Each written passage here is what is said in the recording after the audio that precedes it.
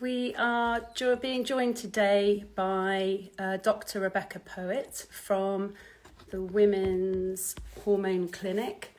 I'm just going to invite her.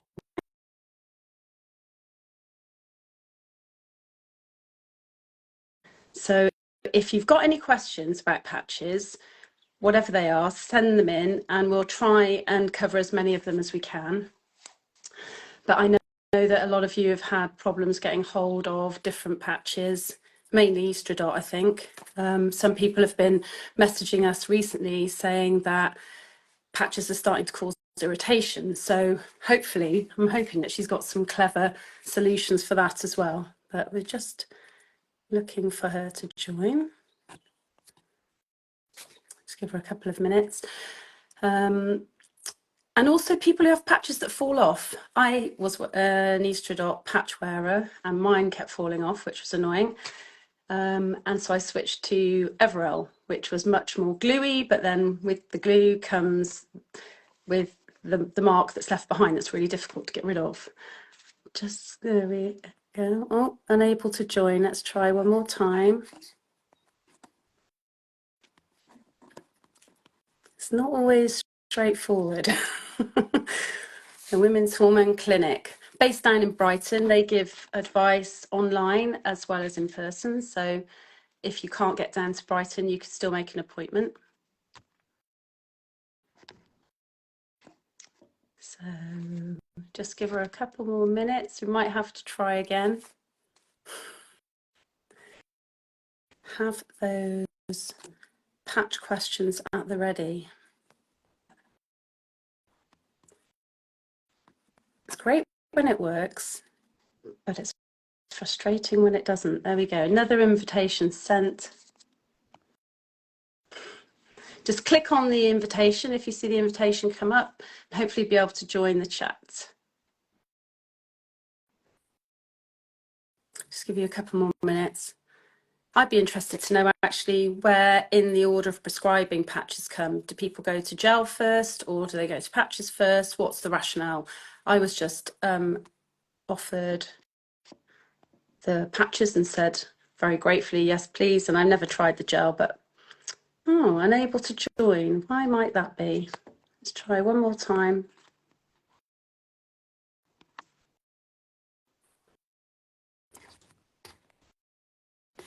The Women's Hormone Clinic. I sent another invitation. Should see that pop up. I've got you. There we go. Hi. Hi, Dr. Poet. How are you? I'm good, thank you. I'm just trying to get rid of a box at the bottom of my screen. It says send request. That's fine. You can just ignore that. So I just cancel that. Amazing. Lovely. Otherwise I won't be able to see all your questions. It's lovely to see you. And you. And I'm just going to turn you up a little bit.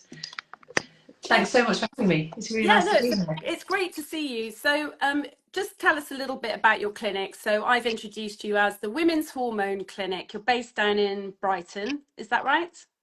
We are, but we're online, so we actually treat patients or women from all over the country. So we don't actually have a physical premises. We see everybody online. So we do have lots of local patients, but we also love seeing people from all over the place, which is great. It's the perfect thing about being online. Yeah, it certainly is. And so, I mean, the most common situation I think most of us find today is when your hormonal symptoms start to change and you really desperately need to see your doctor and you can't get in through the poor old NHS. You guys we can make an appointment with you pretty quickly and get seen pretty quickly, can't we? We can. Well, that's exactly why I set the clinic up. So almost 6 years ago, I was one of those NHS GPs really struggling when I did get to see women to get everything done that they needed and to say everything that they needed to hear in that amount of time. So the clinic was set up to provide easy access to long appointments and also critically to being able to get follow up with the same doctor when you actually need and have that continuity. Continuity is so important. It is. I mean, I know from talking with friends that some people will see one doctor in their practice who's very pro HRT, but then will need a follow-up appointment, can't see the same doctor, and then the next person doesn't have the same views about HRT, which can be very confusing from a patient point of view, which is not often. Absolutely, absolutely, and that's confusing in the point of just delivering those options and those treatment options. But actually, by the time we've seen someone in a first appointment, we've built up a rapport. We know your story. We understand what's been going on for you. You're not picking up from the beginning again. You don't only have 10 minutes either. So I think continuity is probably the most important thing to increase patient experience and satisfaction, really. So that is a luxury that we're able to provide that I definitely couldn't provide. Definitely. Easily. So what made you go into the world of hormone specialism? I think these things are self-selecting. It's you tend to see the things, and the patients gravitate to you in general practice when you have a passion and you understand them, and you get a reputation for listening and for actually sort of delivering a good service. And then the more patients you see like that, the more the skill set improves. And I think I just realised there was a lot of good that could be done. And I like talking to patients. I like understanding what's going on, and that's thing you get to do in these nice long appointments. It's a complex puzzle, isn't it? I mean, I'm still learning every time we have these conversations. I used to think it was just estrogen, but you know, even now learning about the important part that testosterone plays, for example, and getting that sort of triangle of progesterone, estrogen, and testosterone all in equal balance.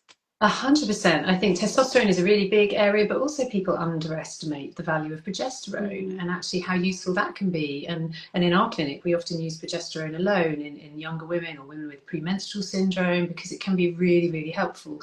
So, and also that patient that sits in front of you, that woman, is more than just her hormones and the changes that are going on. And so you've got to unpick the other things that are going on, things in their lifestyle, things in their family history. But also they might have another condition that hasn't been picked up that isn't to do with their hormones. And it's really important to tease that out. But that takes time. Yeah. So you've really got to... That's the thing, isn't it? I mean, you get, 5 minutes in general practice in an appointment, is that right? But 5 or 10 minutes, and and if you're it's too level quick for of anybody. detective work. Absolutely. Yeah, absolutely. So we do have the luxury of time, and I think that's what patients appreciate. They want to really be heard. So that's definitely what we aim to deliver. Yeah, especially when you're feeling that sort of level. Some women suffer with the anxiety. You just need that time, don't you? You need to be heard and listened to. Absolutely, they feel quite vulnerable, and often there's been a trigger event where they suddenly, I always ask, what's brought you to me now? Like, why now? And there's often been a trigger, which is exactly where you're right. You don't want to wait ages to see somebody. You don't want to have to book an appointment 3, 4, 5, 6 weeks ahead. You want to be seen soon, while that feels fresh and while you feel ready to talk about it. So yeah, that's really important. So do you have what I would call a sort of order of prescribing? So if you see somebody and you think, oh, you're a prime candidate for HRT, do you have an order that you would start in? Would you go patches first, gel second? How do you figure that out? No, not really. So it's very much about patient choice within certain realms. So particularly if we're talking about taking estrogen orally, there are definitely some patients for whom that's not suitable. It does increase the risk of blood clots. So I will have thoroughly assessed the medical background to work out, are there risk factors? Are there certain treatments like that which are not advisable, and should we be sticking to delivery through the skin? But once we've established that, I feel my job is to explain all the options that are available and then tease out with them, okay, well, what's your lifestyle? Are you an avid swimmer? Are you somebody who's in a sauna all the time? Are you a bit hectic, and actually putting a patch on that you change twice a week is going to be easier for you to remember than applying a gel every single day? So it then becomes about patient choice in that first instance. And then we see how they've responded. Some people might love the idea of a patch, but not absorb it very well, and ultimately need to change onto a gel or a spray, or the other way around. So it's about that first, but that first patient choice is where my first indication would be. I don't have an order that I always go in for everyone, because everybody's different. So I'm interested in the oral option, because I don't hear that so much, but I guess that's because we're more immersed in the world of patches. But why would somebody have that?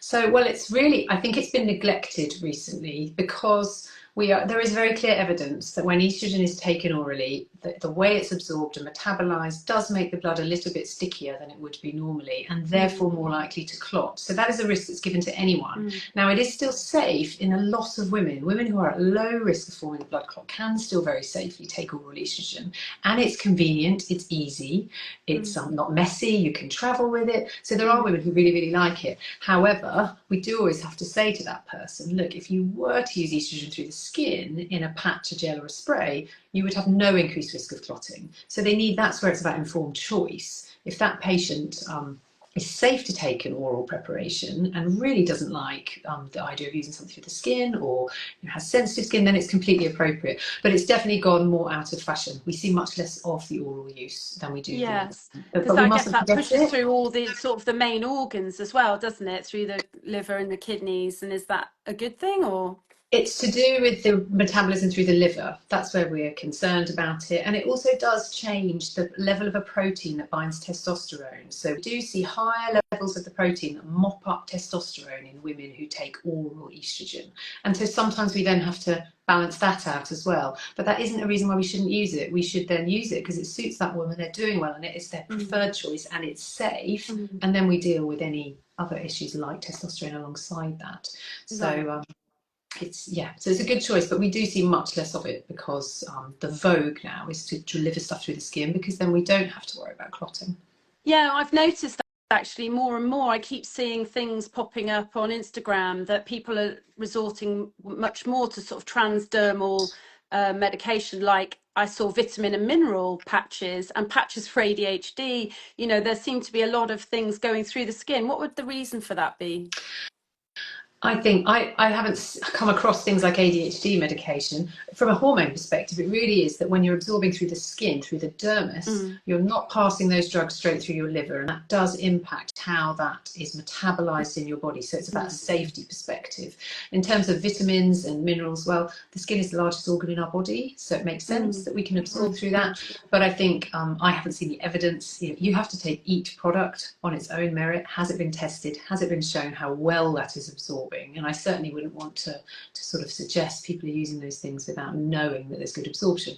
Whereas transdermal hormones, we know that it is reliable, safe and effective, but not right for all women. Some women do struggle with transdermal products, and we mustn't neglect that there is another option if it's safe.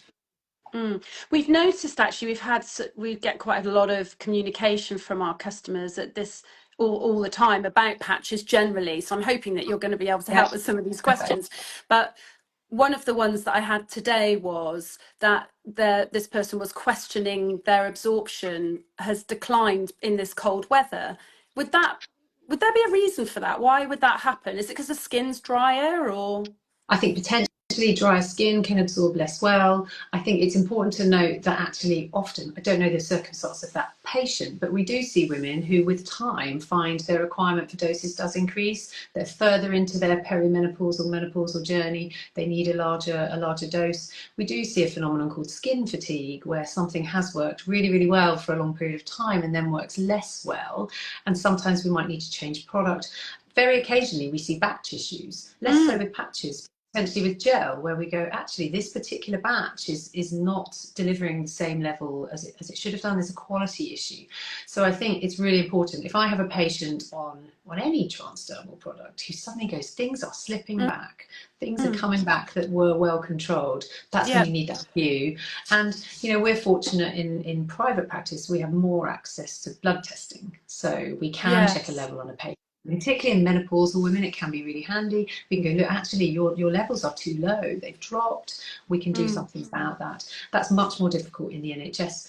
There's more clear guidance, although sometimes, it is possible. So that's, So I guess that's when you say that the skin can become a bit resistant to patches, is that another case of somebody not rotating very well, or so moving the patch where you stick it each time, or is it just that the skin generally has said, no thanks, I've had enough of that?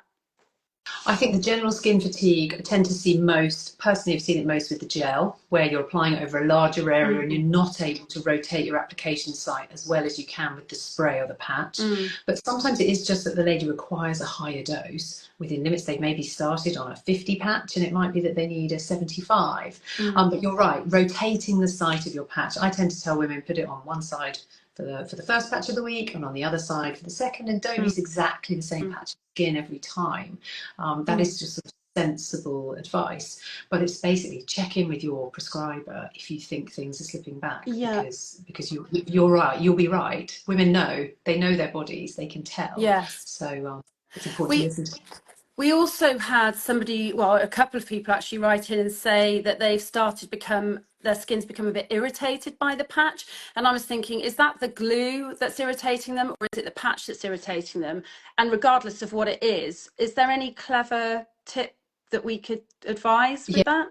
Yeah, so that's not uncommon, and we think it's not to do with the estrogen in the patch, it's to do with the adhesive in the patches. So a few things. One, trying a different brand of patch, because the matrix used in the different brands, so our common brands are Estradot, Everel and Estraderm, and they all use slightly different matrix. So it is possible to react a little bit to one and not to another. So that's an option. Right. The other trick that I use, or that we use in this clinic, is there is an asthma inhaler which has a steroid in it. It's one of the old-fashioned aerosol asthma inhalers. You can squirt one squirt of this steroid inhaler onto the skin, allow it to dry, and then apply your patch on top, and the steroid liquid just settles that irritation, because it's like a reactive dermatitis. It's like having a bit of irritation to a hand cream or whatever. But we have great success with that, and one inhaler lasts 200 doses, so you've got 200 patch changes out of one inhaler. So it's a cheap and effective way to reduce that irritation and mean that you can carry on with that method. Wow. Okay. It's really annoying. So would that work as well? So say when you take the patch off and you've got a little bit of redness or irritation from the glue, would you just could you just spray it onto that irritation to calm it down as well, whilst you're going on to stick the patch somewhere else, or is that a preventative only? It's generally a preventative thing, and I think what most people find is if they're using the spray beforehand, they take the patch off and they don't have that irritation. Now, in another patient who, if someone's noticing just a little bit red and sore when they've taken it off, if that irritation goes within a day of taking the patch off and it's not bothering them, you can just leave that skin be and just not put anything onto it. Hydrocortisone cream that you can get over the counter from a pharmacy could be applied on the area of skin, but you can't use that on an area you're about to stick a patch onto. That's why the spray is the best. It's not an oil-based or cream which is going to interfere with your patch sticking on, because there's nothing more annoying than you stick your patch on and it comes off halfway through the patch. I know. So they're like gold dust, aren't they? Yeah. You never want to waste one. And it throws your week out when you're somebody who's like, I always change on a Monday and a Thursday, and then you have to take it off early because it's peeling. Well, then that's throwing your whole routine. So, and routine's really important. We're often and in that instance, because that's a really good point, because that's happened to me where I've woken up in the morning and it's just gone. I don't know where it is. Should you just stick a new one straight back on and then go stick with the days that you were already doing? So your example of Monday and Thursday is actually the days that I do. So say it peeled off on, I don't know, Tuesday, and you stuck a new one on that day. Would you then change it on Thursday as well? Well, so it depends how adept you are at rejigging your routine. So if you're somebody who's sharp and you can remember you've then put a new one, well, then you take it off 4 days later and you adjust your days. That's how you get the most life from your patches, the way we're not going to waste too many. However, if you're somebody who, as many of my patients are, they've got brain fog, they've got a lot going on, they really need to stick to those days, and it's going to mean then just sacrifice a patch, go back to your normal days, and you'll know that patch is. What we don't want to do is leave that patch, if you've put it on a bit early, is to change it late. That's the thing we want to avoid, is using a patch for too long, because you will have stopped delivering the same amount of hormone and you are likely to get symptoms. So if you need to anchor to your days, then do take it off early, change it, stick to those days wherever you can. But that's again individual. Just don't leave it on for too long. Yeah, okay, so that's good advice. I can sometimes just forget the day and I'll sit there and think, I don't feel right today, and that's just the moment when the penny drops and I think, forgot to do it, which I guess can happen easily to everybody. So I think there's got to be a clever way of putting it into your phone as a reminder or something so that doesn't happen.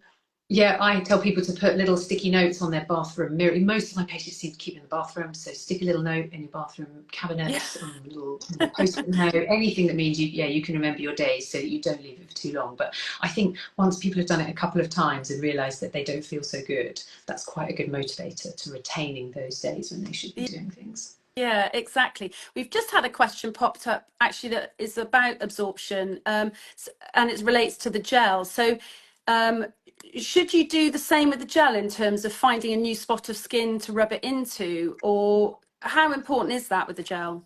So the gel is more difficult because it's a bigger volume in per squirt. You're putting a reasonable volume of gel onto your body. Now, manufacturers of Estrogel would say you can put it on your arms or your legs, which obviously does give you some variation. But in our experience, if you put it on your arms, we see much higher incidences of breast tenderness than if you apply it on the legs. So we really do advocate the thighs. Now, it depends how much you're using. If you're only using one pump, then you could use one pump on one thigh one morning and the other thigh the next morning. You can change it up.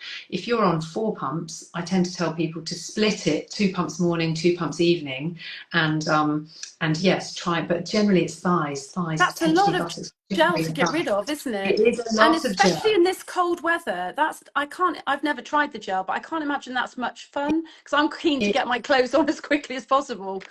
It is a lot of gel, and you do have to let the way the gel is, you rub it in a little bit, but really you've got to let it absorb and dry. So it's yes, it's not the easiest product.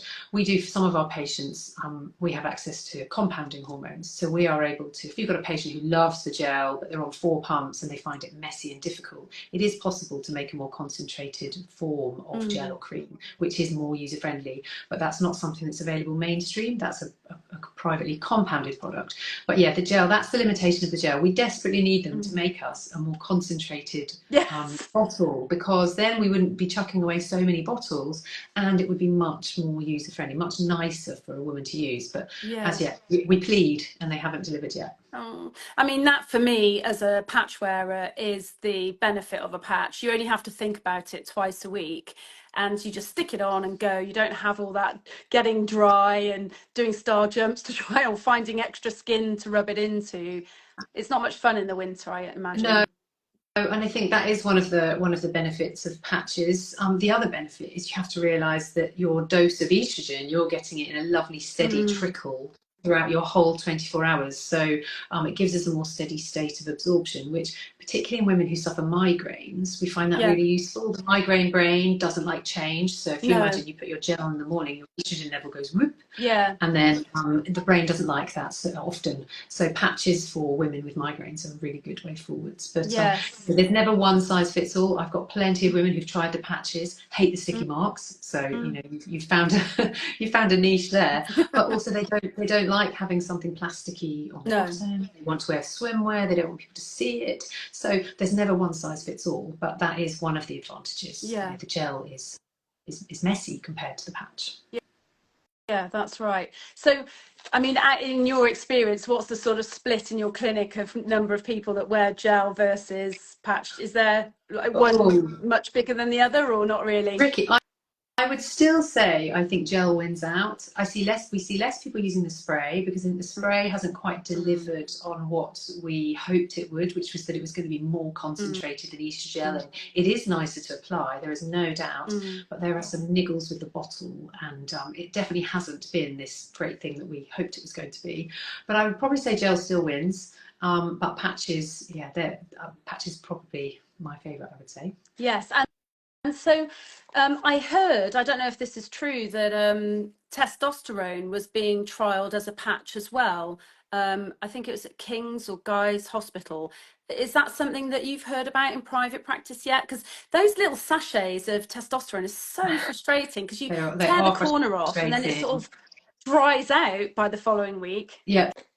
They are tricky. I mean, I have heard whispers about patches for testosterone. I think we are a long way off having a commercially available product to use. What we're praying for in this country is a licensed product that's actually designed for women in an appropriate dose. There is one available in Australia that can be prescribed privately here, but it's very expensive privately. So on the NHS, we are stuck with the sachets. They're the best of the bunch. There's a few other products, but the sachets, believe it or not, are the best that we have in that respect. But we are able to compound something that is more dose appropriate. So we can make up a cream or a gel in one pump is an actual dose for a female. So it's much more user friendly if you're able to access that through private care. It's the same testosterone. Your body doesn't know if it's come from that sachet or if it's come from something compounded, but that is again about you being user friendly and knowing what you're doing. So, because my understanding was that the one from, I think it comes from Australia, doesn't it? That was female testosterone. I mean, in terms of me slapping on the old male testosterone, does my body know the difference between male and female testosterone or not? No, testosterone is testosterone. Right. It's exactly the same. The ingredient, if you look at it under a microscope, it's exactly the same. It's all about the concentration of the product. So when they're saying female testosterone, what they're saying is androfen has been tested extensively in a dose to show that it is safe and effective for a woman at that dose. It's not that the actual hormone is different. So we're not causing a problem by using those male sachets. It's just that you're right, we do have to have little tips and tricks to help women access a small enough dose, because if you use too much testosterone, you're going to be a greasy, spotty, irritable mess. You can thin your hair. It's not nice. Women don't want to use too much. We don't want to use too much. So we've got to help them use a small enough quantity. So there's various tips and tricks to help you. Standing your sachet up in a shot glass in your bathroom cabinet can be helpful, so it doesn't leak everywhere. Yes, good shout. That is a good shout. And the other thing that recently came to light, because Amy and I have been working on a sort of educational video to make people consider particularly patch wearing, and it hadn't crossed my mind before, that we need to be careful about cuddling our kids or even our husbands or pets when we're covered in these gels, whether it's testosterone or estrogen, because that can be transferred to them, right? If you've not washed your hands properly or you're skin to skin. Yeah, I think sensible hygiene is always vital. When you've applied a product with your hands, wash your hands. That's sensible. Wash your hands thoroughly after you've used it.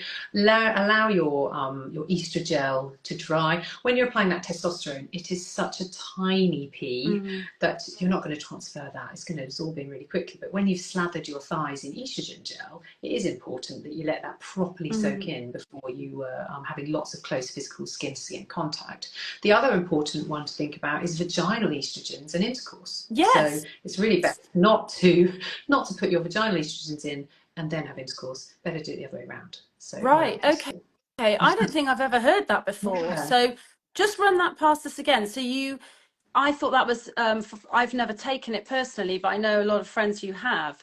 Is that something you should do sort of in a certain amount of time away from intercourse, or what's your advice there? I would preferably, most of our patients, once you're established on vaginal estrogens that you use as a pessary, women are usually, again, it's that magic twice a week. They're usually putting these pessaries in a couple of times a week. So it's try and put them in ideally on a night when you're not going to be having intercourse. But if you are, have intercourse first and then pop it in last thing at night later on. But it's better to adjust your days if wherever possible. And a one-off is not going to matter. It's about repetition. So if you are repetitively using your vaginal estrogens and having intercourse straight afterwards, that's probably, and again, we don't have hard scientific data studies to show the impact of this on men, but sense would say that's not a really good idea to do that over and over and over again. No, definitely not. You don't want to give a man too much estrogen, do you? No.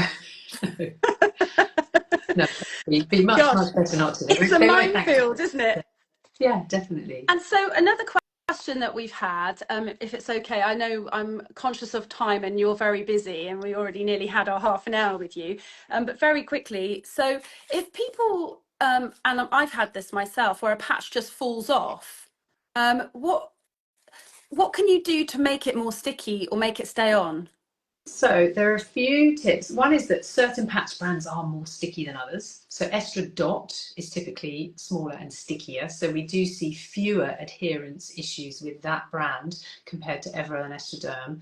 Other things, so make sure your skin is really clean and dry. Don't have body oil or bath oil or something that leaves a residue on your skin where you're going to apply that patch before you put it on. The other thing is if the patch is ever so slightly warm. So you know your patch comes in like a little packet. You take it out of the box, it's in a little packet. If you warm it in its packet, just gently, either between the palms, or I've had a couple of my patients say they slot the packet in their bra for a quarter of an hour and then they take it out, it's nice and warm, they clean it, they stick it on.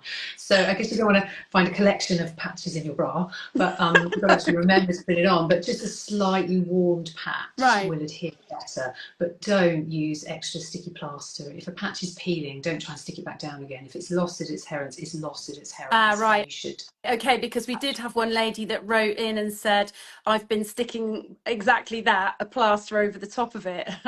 Obviously, we're not qualified to comment, but so your advice would be don't do that. Yeah, no, I would say a patch should stick well. And if you're finding that some people's skin just they don't stick as well as in others, and you've done all those sensible things, if you're finding they're not sticking, there's the potential you're not getting the dose that you need as well, because you need that adherence to the skin to absorb your gel, your dose. So then maybe the patches are not the option for you, and you need to look at an alternative. And then we have, on top of all of this, what happens when you can't get your patches. So it's hard enough to go and get a prescription for them in the first place and find someone who, like yourself, who knows what they're talking about and says, here we go, here's the prescription. You go to the chemist and they say, sorry, we're out of stock of that. What do we do? This is really tricky. So we're having an extra difficult time at the moment with Estradots. There is a serious supply. There's a global supply issue with Estradot because the manufacturers are struggling to get hold of the components they need to actually make the physical patches. So around the world, there is a difficulty. Very often in our clinic, we help our patients navigate finding a patch from somewhere, from a different pharmacy if we possibly can. But even that's failing at the moment, which is incredibly difficult. So now, as it stands, you will be offered an alternative patch at the same strength by your pharmacy directly. So currently, if you're on a 50, a 75 or 100 of Estradot, for the foreseeable future, people are going to have to try an alternative, and the best thing to try first probably is a patch of a similar strength. But actually talking to your prescriber, maybe you've tried those before and you know they don't work, it's fine. You go back to your prescriber, say, look, okay, I need another option. They can talk about how to convert you. We're having lots of conversations about how to convert people to gel or spray instead of their patch temporarily, or how to adjust the dose. So I'm having women come back to me because they've changed to Everil 50, but they don't feel so good, and we need to look at why and advise them on how to. You might need a dose alteration. So some women, the dose needs to go up, and some women find they're absorbing that new patch even better, and actually they've got side effects. They're feeling headachy and they've got breast tenderness. So then we might advise them, well, let's just actually reduce the dose of that patch. So again, it's all about discussion. But in the first instance, be organised about getting your prescriptions, and then so that you're not on your last patch as you realise you can't get it. Right. And then look at trying exactly. a dose switch. Yeah, it's really tricky. It's causing a lot of anxiety for women. Yeah, which you really don't need on top of that. You really don't. You really don't need it. It's it's really difficult. So what would your view be about, because someone said, oh, you can cut say you were on 75 but you could only get 50s, you could cut 150 in half and stick a 50 and a 25, half a patch. Is that okay or not? So my preference is always, if you're on a 50, we can get 2 25 patches and put those on together to make up a 50. That is better because you get the stickiness all the way around the whole patch to help it stay on. But yes, we do, as a last resort, say that people can cut a patch in half. I always recommend to cut diagonally, corner to corner, because then that is what the manufacturers recommend, that you're more likely to get an exact half. If you cut sort of vertically, people are sort of judging it. So corner to corner, and bear in mind that the cut edge might not be quite as sticky as the actual edge. And so if you see that half is lifting, then you need to change it more earlier than you do. So that the cut edge is a bit vulnerable. But yes, again, desperate stakes, cut that in half. That's good advice. So cut diagonally, not just in half, to Diagonally, make sure it's not up and down. accurate. Yeah, no, that's a great one. Okay, I'm just checking my other questions that we've had in. Final one, unless any more spring up, is that how long would you expect somebody to be on HRT? That's the $1 million question. So if we went back 20 years, 15 years, women were told they could have 5 years and no more. And, you know, whatever happened at the end of that 5 years, that rug was removed and they had to just get on with it. And now, very much, it's about an individual discussion. The official guidance from British Menopause Society is that women can be on it for as long as they feel the benefits, and as long as nothing happens in their medical history that means that it's no longer sensible or wise for their ongoing health. And so for them, by that we would mean a hormone-dependent cancer. Unfortunately, if a woman develops breast cancer, then it very frequently is advisable that that is stopped. But in most other scenarios, it's about having regular review. It's about checking, are you on the safest preparation? Has the time come to change from a tablet to a patch or a gel? Are you on the right dose? You know, a woman in their 70s probably doesn't need the same dose as a woman of 48 or 50. So kind of that regular review. And I have plenty of women. I think someone's just said, can we take it to the grave? Yes, a lot of women say we will. They say, you prize it out of my hands. But it's about having those discussions, because things change. You know, as practitioners, we get new options, we get new evidence, we get things that might apply to you. So we always see our patients every single year, even if it's just a, hi, how are you doing? Are you on the same things? Has anything changed? Do we have any new information for you? Are we happy that this is the right decision for you now? Should we change anything? And we do that every single year. So I saw my doctor recently, and she was saying that there had been guidelines that were changing about the coil with the patch. So I've always had the coil, and then I have a 100 ml patch on top of that. So is the advice now that we should be taking more progesterone on top of the coil, as well as, you know, to stay in line, so you'd have the right balance between progesterone and estrogen? So no, the coil, by the Mirena coil, the hormone-dependent coil, the guidance has changed a little bit, and we're now allowed to leave it for 5 years for HRT, and it used to be 4. There is no guidance about adding additional protection on top of the coil. The coil with estrogen in standard doses is absolutely fine. We're happy with that. There are some clinics offering extremely high levels of estrogen, for which we won't have the evidence to say that the coil is sufficient protection. But generally, there is no need to increase it with the coil. But we do have really clear guidance about how to change the progesterone component for women who are not using the coil, the people who are using other methods of protecting their uterus. Yes, there are times where if you're going to go to that 100 patch, if you're going to go to that 4th squirt of gel, then we do need to alter the level of endometrial protection. And that's where, again, you need to be able to have that follow-up.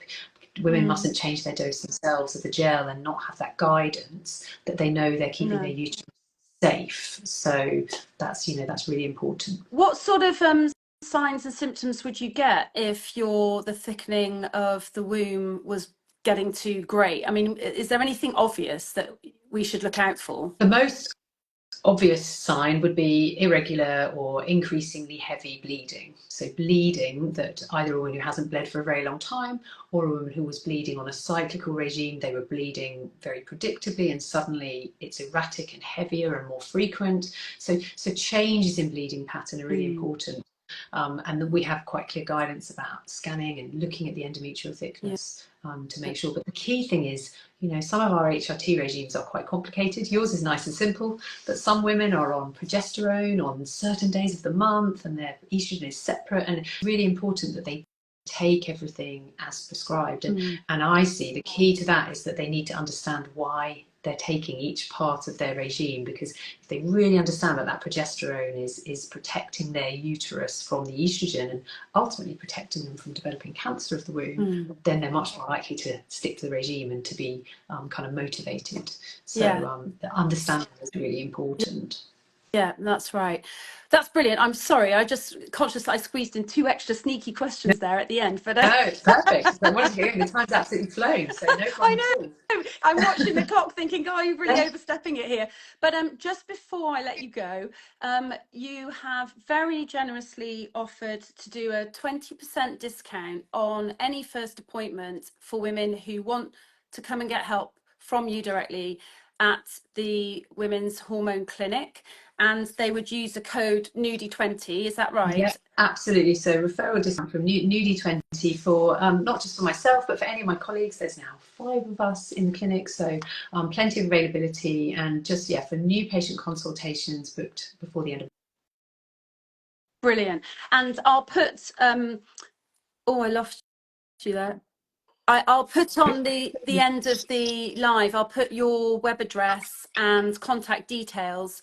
So that, and I think also it's just important to emphasize that you don't offer medical advice over Instagram. So anybody, I know people are desperate, if they could just approach you just through either the website, through the website or through the through our telephone. email or phone number. And our website's got lots of information on there as well. It's got an interactive symptom checker. It's got, also importantly, it outlines our approach, which is a little bit different to some clinics. Yes. We really put an emphasis on spending a lot of time with people before we make a prescription. So our kind of treatment patient journey is on the website. So I always say to people, have a good look at that, check that the approach fits how you want to be seen, because it's really important that women choose that. Definitely. Well, it's been really brilliant talking to you, Dr. Poet. Thanks so much for giving up your time. I know how busy you are. I know, it's just whizzed by, hasn't it? So if anyone has got more questions, please, they can message us directly and we can pass the referral on to you. But call the clinic, and if the queue's too long to see your doctor, this is the perfect solution. Is you're going to get more time, more attention, and be well looked after. So can't recommend you highly enough. Perfect. Oh, thank you so much for having us, Lisa. And no, good to see you. Take care. All the best. Bye. Bye.